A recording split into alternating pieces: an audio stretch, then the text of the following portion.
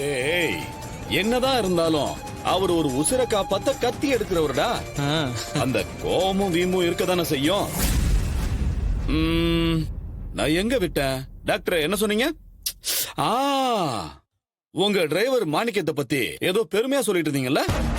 டேய் அவர் போனை கொடு.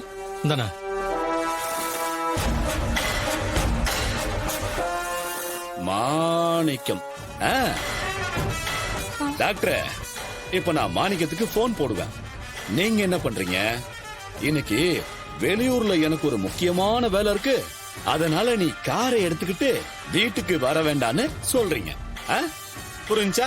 டேய் நீ என்ன சொன்னாலும் சரி, என்ன பண்ணாலும் சரி, என் டிரைவர் கிட்ட அப்படி சொல்ல மாட்டேன். சொல்ல மாட்டேன்?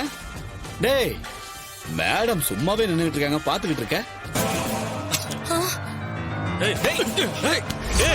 அவளை விட்டுக்கடா, அவளை ஒண்ணும் பண்ணாதீங்கடா. டேய் தயவு செஞ்சு விடுங்க. டேய்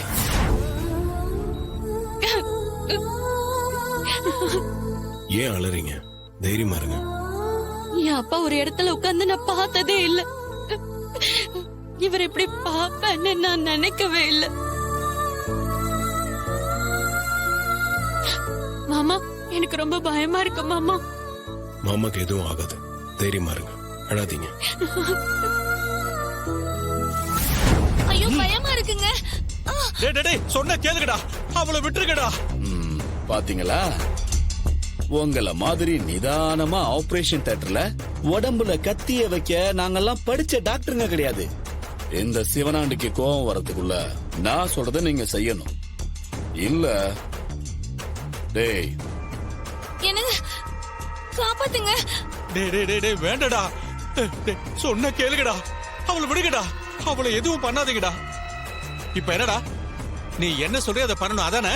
நான் செய்யறேன்டா, முதல்ல அவளை விடுங்க. அது அப்படி வாங்க டாக்டர் வழிக்கு.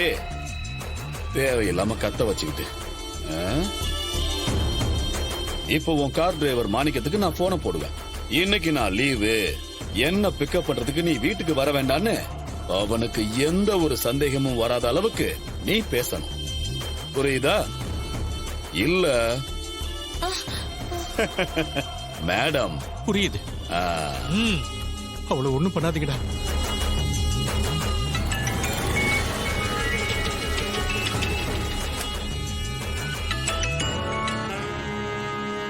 சொல்லுங்க ஐயா, நான் வீட்டுக்கு தான் வந்துட்டு இருக்கேன். மாணிக்கம், நான் இன்னைக்கு ஹாஸ்பிட்டலுக்கு போல, நீ வீட்டுக்கு வர வேண்டாம்ப்பா. ஐயா